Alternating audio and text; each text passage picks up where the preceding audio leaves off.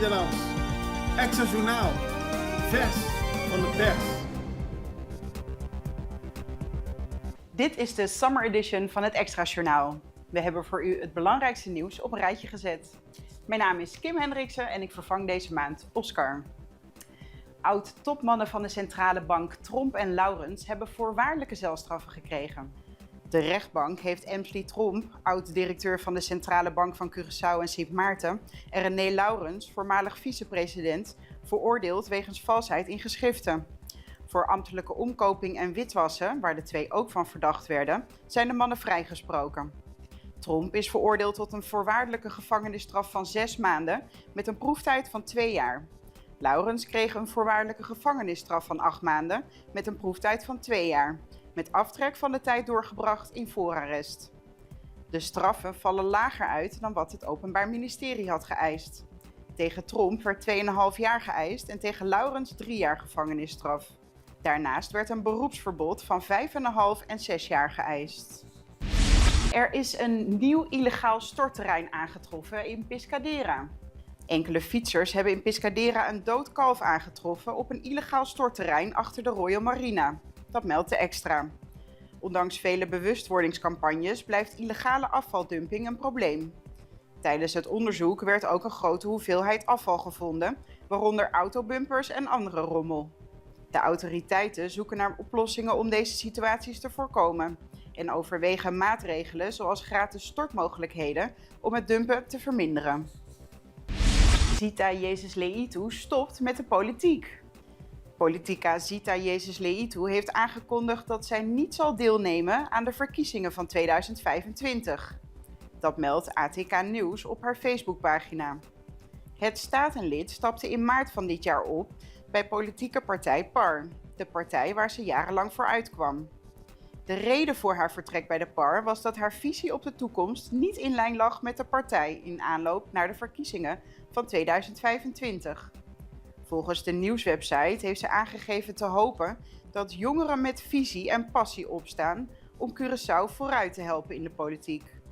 Zelf heeft ze haar bijdrage aan Curaçao geleverd en blijft ze hopen op verbetering van het land.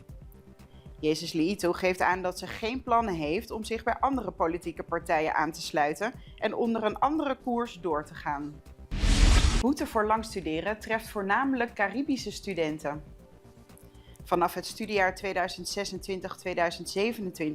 zullen studenten die langer doen over hun studie in Nederland een boete van €3000 krijgen. Deze maatregel maakt deel uit van het nieuwe regeerakkoord en zal naar verwachting vooral studenten uit het Caribisch gebied zwaar treffen. Jean-Marie Smit, hoofddocent aan de Hogeschool Rotterdam, benadrukt dat Caribische studenten vaak tegen veel uitdagingen aanlopen als ze in Nederland gaan studeren. Naast het feit dat ze ver van huis zijn, moeten ze omgaan met sociale problemen en aanpassingsproblemen in het Nederlandse onderwijssysteem. De invoering van deze boete maakt het voor hen nog moeilijker. De politie vraagt hulp bij onderzoek naar moord in Chubut. De politie van Curaçao roept de gemeenschap op om informatie te delen over de moord op Riclangelo Grigori Flaneur, die met een schotwond in de keel werd gevonden in Chubut. Volgens woordvoerder Imro Zwerver zijn er nog weinig details bekend en wordt er een autopsie uitgevoerd om meer duidelijkheid te krijgen. De politie vraagt mensen die iets gezien of gehoord hebben om contact op te nemen via de anonieme tiplijn 108 of het centrale nummer 911. En dan gaan we even naar een break. Extra in Nederland. Van Amsterdam tot Arnhem, van Groningen tot Maastricht, Extra is erbij. Volg Extra Digitaal en blijf op de hoogte van de belangrijkste ontwikkelingen in Nederland. Extra Digitaal is te zien op verschillende platforms en kanalen zoals WhatsApp, YouTube, Facebook, Instagram en ook TikTok. Wilt u ons op de hoogte brengen van een evenement of iets doorgeven? Neem contact op via WhatsApp, e-mail, Facebook of bel gewoon 06 1364 2945. Volg of abonneer je op Extra Digitaal. Klik aan en volg ons.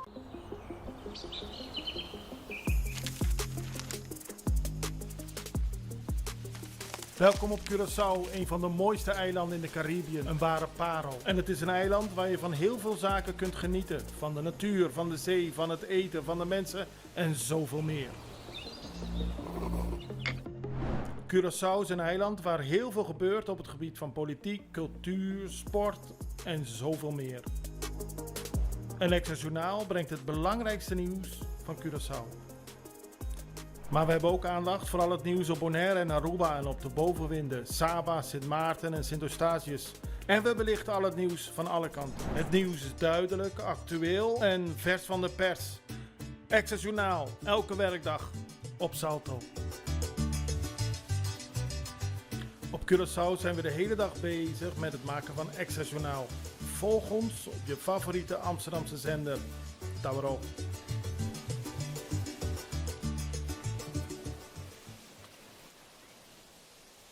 Welkom terug. We beginnen met nieuws uit Bonaire. Sinds 1 juli is het mogelijk om studiefinanciering en kinderbijslag te krijgen. Ouders van 17-jarigen of jonger die studiefinanciering ontvangen, hebben sinds maandag tegelijkertijd ook nog recht op kinderbijslag. Met deze vernieuwing is de regeling gelijk getrokken ten opzichte van Europees Nederland. Zodra het kind 18 jaar wordt, stopt de kinderbijslag automatisch. Als het kind in het buitenland of op een ander eiland gaat studeren en nog geen 18 jaar is, moeten ouders jaarlijks een ondertekend inschrijfbewijs van de onderwijsinstelling sturen om de kinderbijslag te behouden. En dan orkaan Beryl richt grote schade aan in Jamaica. Orkaan Beryl heeft grote schade aangericht in Jamaica. Meer dan 400.000 mensen zitten zonder stroom en er is een avondklok ingesteld door premier Andrew Holness. De storm veroorzaakte verwoestingen aan de zuidkust van Jamaica met gevaarlijke overstromingen en aardverschuivingen. De autoriteiten bereiden zich nu voor op de aankomst van de orkaan in Mexico, waar intensieve regenval en windstoten worden verwacht. En dit was het nieuws van vandaag. Morgen zijn we er weer en ik hoop u ook. Tot morgen!